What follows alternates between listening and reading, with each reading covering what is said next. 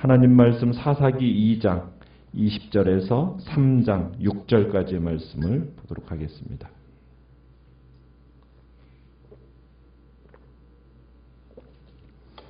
사사기 2장 20절에서 3장 6절까지의 말씀을 교독하겠습니다.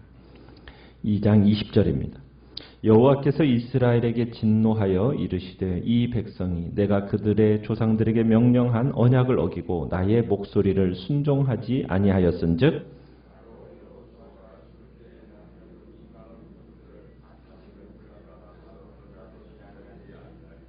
이는 이스라엘이 그들의 조상들이 지킨 것 같이 나 여호와의 도를 지켜 행하나 아니하나 그들을 시험하려 함이라 하시니라.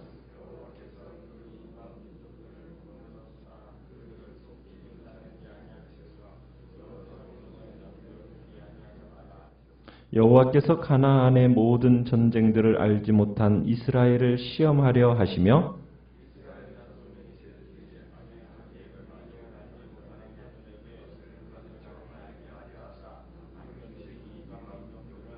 블레셋의 5 군주들과 모든 가나안 족속과 시돈 족속과 바알 헤르몬 산에서부터 하맛 입구까지 레바논 산에 거주하는 히위 족속이라.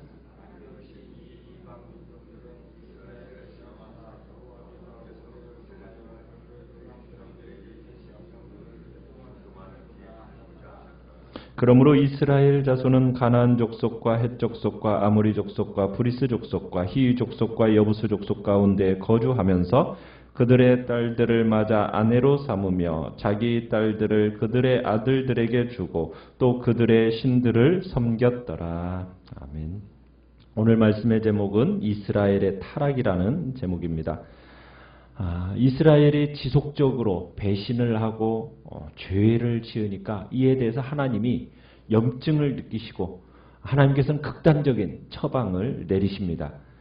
21절에 보면은 이스라엘이 땅을 얻기 위해서 반드시 진멸해야 할 그 가나안 족속들을 더 이상 내쫓지 않으실 거라고 하나님께서 선언을 하시는 겁니다. 하나님께서는 아브라함 시대 때부터 아브라함의 후손이 차지할 땅은 가나안이라고 분명하게 말씀을 하셨어요. 이스라엘은 이들을 그 땅에서 이제 쫓아내고 그 땅을 빼앗아야 한다고 말씀을 하셨습니다. 그런데 하나님께서 더 이상 이 가나안 사람들을 내쫓지 않겠다라는 거예요. 그러면 이스라엘의 영토는 그만큼 어떻게 되는 겁니까? 줄어들게 되는 거죠. 그러니까 이스라엘은 가나안 사람들과 이제 어깨를 맞대고 살아야 된다는 거예요.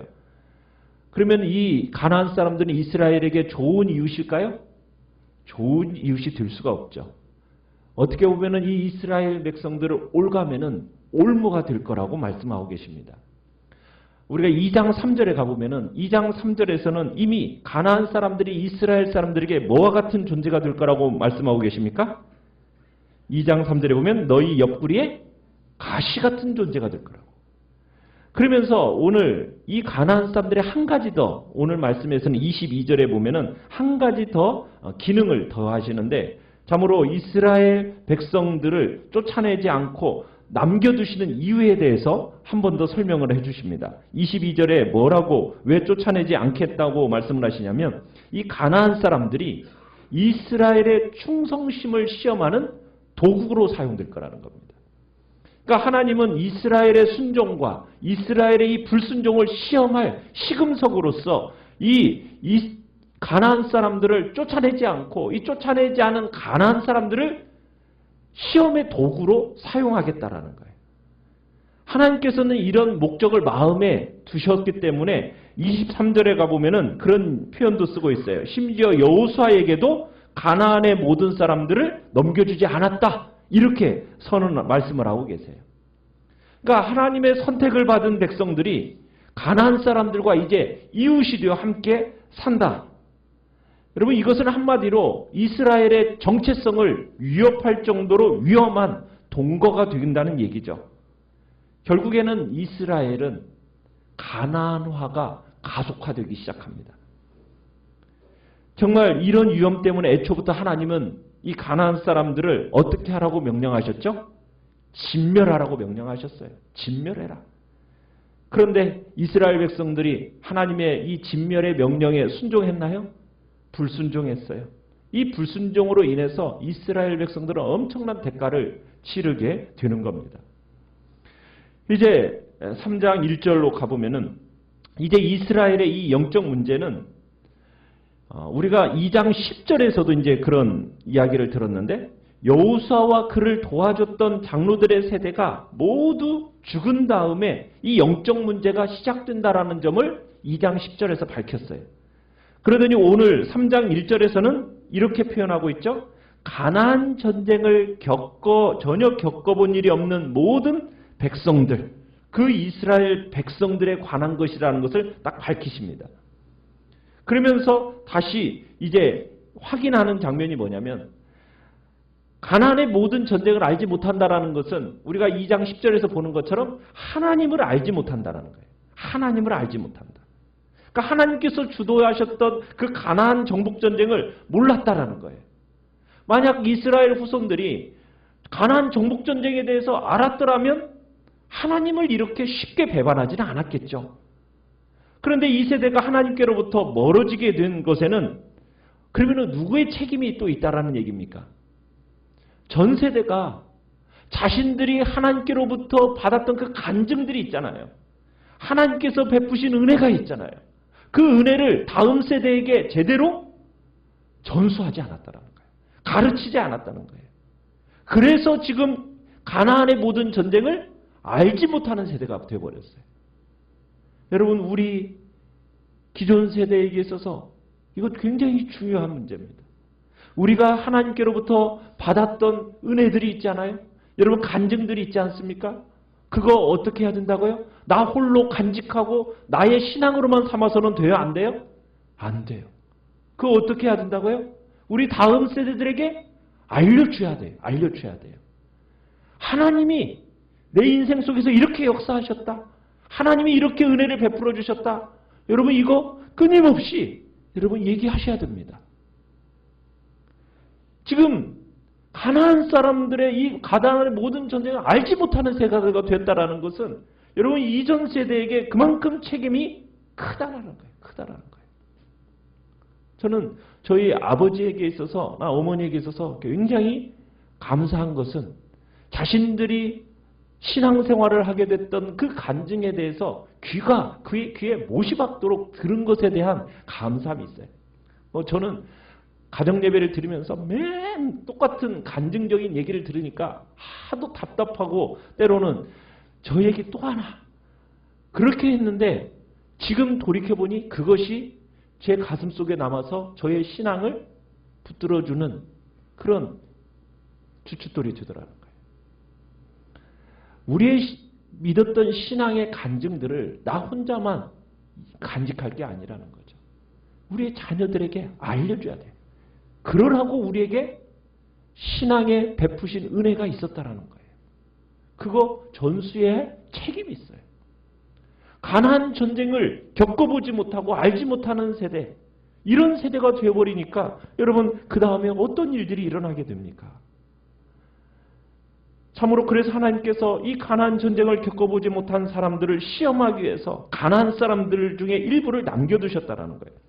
그러면서 2절에 뭐라고 얘기하냐면 하나님께서 남겨둔 이 가나안 사람들을 통해서 이스라엘에게 전쟁이 어떤 것인데 가르치겠다. 이렇게 말씀하고 계세요. 전쟁이 뭔지를. 그러니까 이 말씀은 이제 앞으로 이스라엘이 이 민족들과 전쟁을 치러야 할 것임을 보여주고 계시는 겁니다. 다음 세대가 이제 많은 전쟁을 치러야 된다는 거예요. 여러분, 여기 우리가 기억해야 할 게 있어요. 여러분, 이 전쟁은 이스라엘이 치러야 할 전쟁입니까? 안 치러도 될 전쟁입니까? 안 치러도 될 전쟁이에요. 그런데 이들이 많은 전쟁을 치러야 돼요. 왜요? 하나님께 반역하기 때문에. 여러분, 이스라엘의 군사력을 강화시켜주기 위해서 지금 이 전쟁을 하나님이 허락하시는 겁니까? 생존력을 높여주기 위해서 하는 게 그게 아니잖아요. 그런 훈련 과정이 아니에요. 왜요? 죄 때문에 전쟁을 치러야 되는 거예요. 여러분, 평안할 때 축복으로 주실 때 그것이 감사한 줄 알고 여러분 그 더욱 주님을 섬기는 자가 복이 있는 자예요. 그게 지혜로운 자죠. 그렇지 않습니까? 꼭 전쟁을 경험해보고 실패를 경험해보고 그리고 나서야 하나님을 여러분 아는 것이 그게 지혜로운 것이 아니잖아요. 우리 이전 세대가 그렇게 고난과 고통 속에서 하나님의 은혜를 여러분 체험하고 정말 그러면 믿음으로 이렇게 세워서 좋은 시대를 열었다면 여러분 우리의 자녀손들은 그런 전쟁을 경험하지 않고 고통을 경험하지 않고 여러분 믿음으로 살아서 그 축복을 여러분 이어간다면 얼마나 그게 복되고 지혜로운 거예요. 여러분 그렇게 살도록 가르쳐야죠. 그러기 위해서 여러분 우리의 이 세대가 하나님의 말씀으로 세워졌다면 이 말씀을 우리의 자녀손들에게 어떻게 해야 돼요? 전수시켜줘야 돼요. 가르쳐줘야 돼요. 이게 우리의 책임이라고요. 그것이 이들에게 복이에요. 왜? 꼭 치르지 않아야 할 전쟁. 왜 그들도 그 전쟁을 꼭 치러서 그 경험을 하고 그렇게 해서 하나님을 알아야 되겠습니까? 아니잖아요. 그냥 하나님의 내가 받은 간증과 은혜를 이 아이들이 하나님의 말씀으로 동일하게 알면은 그런 거 경험 없이도 하나님의 은혜를 알아갈 수 있는 자리에 있는 거 아니겠어요? 주님을 인정하지 않으니까 결국 축복을 감사할지 누릴 줄 모르니까 결국은 하나님께서 어떻게 해요? 너희들도 한번 전쟁을 통해서 경험해 보라는 거예요. 화가 임하게 되는 거예요. 그래서 하나님께서 남겨두신 가나안 사람들이 네 무리가 3절에 나오죠. 블레셋의 5 통치자들, 가나안 모든 족속들, 시돈 사람들, 히윗 사람들을 남겨놓으셨다는 거예요. 여러분 여기서 숫자 4가 나오잖아요. 이 4라는 숫자는 성경에서 상징성이 있습니다. 총체성, 포괄성이라는 그 숫자적인 의미가 사용되어지는데 여러분 블레셋 사람들은 남서쪽에 있고요. 시돈 사람들은 북서쪽에 있고 히윗 사람들은 북동쪽에 있고 가나안 사람들은 남동쪽을 차지하고 있어요. 그러면 지금 이스라엘을 중심으로 해서 이 네 사람들이 지금 네 족속들이 다 어떻게 하고 있다는 얘기입니까? 뺑뺑 둘어서 포위하고 있다는 얘기예요. 그러니까 이스라엘이 하나님께 반역한 대가는 이제 이방인들과 함께 맞대어 살면서 이제 그들이 핍박하는 상태로 포위된 상태로 살게 되었다라는 것을 보여주고 있습니다. 3장 2절에서 분명하게 하나님께서 가나안 사람들을 이스라엘 사람들과 함께 살게 하신 목적이 뭐라고요? 전쟁을 모르는 이들에게 전쟁이 어떤 것인가 경험하게 하기 위해서 그렇게 남겨두셨다고 밝혀놨죠. 4절에서 또 그 이유를 밝혀주시죠. 4절에서는 뭐라고 그 새로운 이유를 얘기하고 있습니까? 이스라엘 백성들이 모세를 통해 주신 하나님의 말씀에 잘 순종하는지 순종하지 않는지 내가 시험하기 위해서다 이렇게 얘기하고 있어요. 그러니까 하나님께서 이스라엘을 어떻게 시험하시겠다는 겁니까? 그러니까 그 시험의 종목은 뭐냐면 너희들이 신앙의 그 종교적인 순수성을 유지할 거냐, 신의 산에서의 그 언약, 그 너희들이 잘 지킬 거냐. 나는 질투하는 신인데 그 질투하는 신인 나 하나님 앞에 정말 너희들이 흐트러지지 않는 그 충성을 정말 보일 거냐. 그걸 지금 요구하시면서 너희들을 한번 바알과 아세라 섬기는 그 가나안 사람들 사이에서 살게 만들면서 너희들 그들 속에서 너 자신들을 오염시키지 말고 하나님을 향한 일편단심 어떻게 유지하는지 내가 한번 보겠다 하면서 지금 이것을 중요한 시험으로서 근본적인 시험으로서 지금 이제 얘기하고 있어요. 우리가 예측하지만 이 시험에 합격할까요? 결국에는 등을 돌리고 우상 섬기게 될 거죠. 왜 그럴까요? 왜요? 왜 가나안의 우상을 숭배할까요? 가나안 종교가 보장하는 풍요와 다산.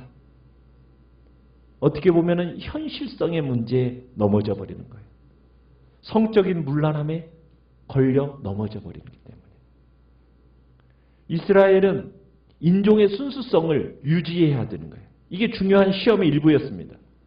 이방인들과 여러분 이방인들을 어떻게 하라고 그랬어요? 진멸하라고 그랬었죠. 가나안 사람들과 피를 섞어서 산다라는 것은 이스라엘의 미래에 먹구름을 끼게 하는 결과를 초래한다라는 것. 그것을 얘기하고 있어요. 당시 문화적인 정서상 혈통이라는 것은 종교와 연결이 되기 때문이에요. 우리도 마찬가지잖아요. 결혼에 있어서 믿지 않는 가정과 결혼을 하면은 여러분 믿는 사람이 그곳에 들어가서 제사 문제로 얼마나 힘들어요. 그죠? 마찬가지였던 거예요. 이스라엘이 이제 가나안 사람들과 함께하면서 순수 혈통을 유지하지 못하면은 이제 피를 섞음으로 말미암아 종교적인 문제가 이제 대두가 되어지는 거예요. 그래서 피를 섞지 말고 그 가나안 종교를 가진 그들을 진멸하라고 명령했던 거거든요. 이러면서 이제 선민들과 치러야 할 그 대가가 어떻게 보면 선민으로서 치러야 할 대가가 이제 많아지는 겁니다.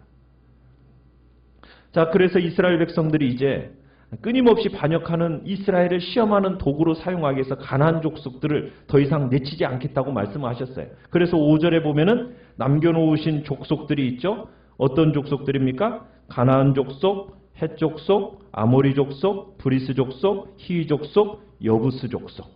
이제 이 사람들과 함께 섞여 살게 됩니다. 자, 이 가운데서 과연 이들은 순수 혈통을 유지할 수 있을까요? 6절에 가보니까 순수 혈통은 유지할 수가 없게 되죠. 결국 여러 민족의 딸을 데려다가 자기들의 아내로 삼아버립니다. 자기들의 딸들을 그들의 아들에게 줍니다. 그리고는 마침내 그들의 신들을 어떻게 했더라? 섬겼더라. 결혼함으로써 그들의 신들을 섬기게 되어버렸어요. 가나안 땅을 하나님화시키는 그런 일이 되어진 게 아니라 도리어 이들이 가나안화 되어버렸어요. 이스라엘이. 가나안 사람들에게 긍정적인 영향을 끼치기보다 오히려 부정적인 영향을 받아버렸습니다. 빛과 소금이 되어서 어떻게 보면 세상에 빛을 발해야 되는데 빛을 발하기보다 오히려 자신들이 어둠의 세력에 의해서 세속화가 되어버렸어요. 여러분, 죄라는 건 이렇습니다. 죄인이 거룩한 사람을 타락시키는 일이 거룩한 사람이 죄인을 경건하게 하는 것보다도 훨씬 더 쉬운 거예요. 이스라엘이 이제 가나안 사람들과 피를 섞어서 결혼해서 피를 섞었고 이런 행위가 결국 하나님의 명령에 불순종하는 일이 되었고 결국 이제 이스라엘과 이방인들이 융합이 되면서 이스라엘 백성들은 가나안 사람들과 결혼한 가장 심각한 결과 결국 가나안 신들을 섬기게 되어버렸어요. 하나님께서 우려하셨던 것이요. 실제로 이제 이스라엘 속의 현실로 드러나게 된 겁니다. 이제 이스라엘 사람들은 가나안 사람들과 같은 지역에 살면서 이제 함께 사는 것이 자연스러워졌어요. 피도 섞죠. 인종적으로 서로 섞이죠. 이제는 영적인 결합까지 이루어져 버렸어요. 하나님의 말씀을 한 걸음 딱 물러서서 거역하기 시작할 때 자신들이 이렇게까지 될 거라고는 상상도 못했겠죠. 그런데 결국 멀리 와버렸어요. 한 걸음을 포기하니까 멀리 와버리게 되는 거예요. 여러분, 우리는 죄와는 어떻게 해야 된다고요? 피 흘리기까지 싸워야 돼요. 한 걸음 뒤로 딱 물러서서 타협하는 순간 그때부터 죄는 우리의 심령 속으로 깊숙이 들어와서 우리를 차지하게 돼버려요. 우리를 얽어매는 넘어뜨릴 수 있는 죄는 아예 처음부터 상종하지 않겠다라는 결단이 우리 안에 있어야 됩니다. 주님 앞에서 정말 세속화로 나의 정신이 물들지 않게 했다고 우리 시간 결단하며 나아가시고요. 거룩함을 유지하는 삶을 살아가겠다고 이 시간 주님 앞에서 다시 한번 결단하며 나아가시기를 바랍니다. 오늘 말씀을 생각하면서 기도하시고요. 오늘도 주님의 복된 역사가 또 우리 안에 충만하게 일어나도록 위해서 기도해 주시기 바랍니다. 그래서 기도해 주시기 바랍니다.